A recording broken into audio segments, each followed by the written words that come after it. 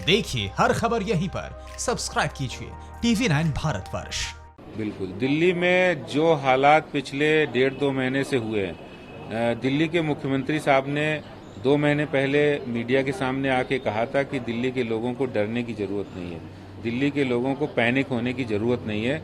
हम दिल्ली के लोगों के लिए 30,000 बेड्स की व्यवस्था कर रहे हैं। लेकिन वास्तव में दिल्ली सरकार निचले स्तर पर ये काम नहीं कर पाई। लोगों को टेस्ट नहीं हो पा रहे थे, लोगों को हॉस्पिटल में बेड नहीं मिल रहे थे। इधर प्राइवेट हॉस्पिटल अपनी मनमानी कर रहे थे, 5 लाख, 10 लाख, 15 लाख रुपए ले रहे थे, और वहीं प्राइवेट लैब्स वाले भी एक अच्छी खासी रकम टेस्टिंग के लिए ले रहे थे। तो बहुत सारे ऐसे डिसीजन हुए जो दिल्ली सरकार ने, जिसके कारण से अव्यवस्थाओं का अंबार हो गया। सरकारी अस्पतालों में जो बदइंतजामी थी, उससे कोई वहां जाना नहीं चाहता था, क्योंकि वहां तो जाना एक तरह से बहुत बड़ा खतरा मोल लेना।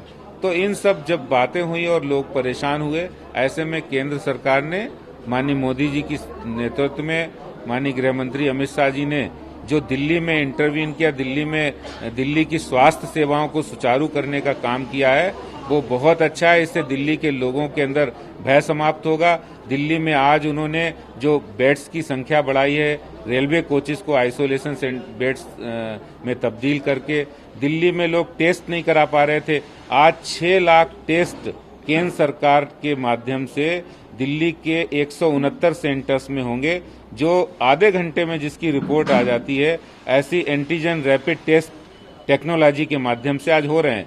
दिल्ली की जनता आज अपने आप को डरा हुआ महसूस नहीं करे। अगर टेस्ट कराने की जरूरत है तो वो अपने लोकल कॉलोनी के अंदर कोई प्राइमरी हेल्थ सेंटर में जाकर वो टेस्ट करा सकते हैं। खुद हमारे केंद्रीय गृह राज्य मंत्री जी किशन रेड्डी जी और केंद्रीय गृह राज्य मंत्री नित्यानंद राय जी और हमारे सब सांसद, मैं स्वयं भी कल एक सेंटर में गया था, वो विजिट कर रहे हैं, व्यवस्थाएं सुचारू रहे। और इन व्यवस्थाओं को सुचारू रूप से करने के लिए जनप्रतिनिधियों को आगे आना पड़ता है। आज जैसे कि हमारे यहाँ पर विधायक और विधानसभा में प्रतिपक्ष के नेता रहे विजेंद्र गुप्ता जी के क्षेत्र में मैं आया हूँ। यहाँ इन्होंने पिछले 3 महीने से 2.5 महीने से सेवा काम कर रहे हैं। इतनी बड़ी संख्या में लोगों को किट्स, राशन किट बांटी जा रही है, और बुजुर्गों की सहायता के लिए उन्होंने एक टोल फ्री नंबर दे रखा है। तो ये जनप्रतिनिधि का कर्तव्य होता है। इसमें भारतीय जनता पार्टी हमेशा अग्रणी भूमिका निभाती है। ऐसे ही मास्क बनाने का काम जो इस सेंटर के माध्यम से हो रहा है, और महिलाओं को रोजगार देने का काम मास्क बनाने के साथ साथ हो रहा है, ये सराहनीय पहल है।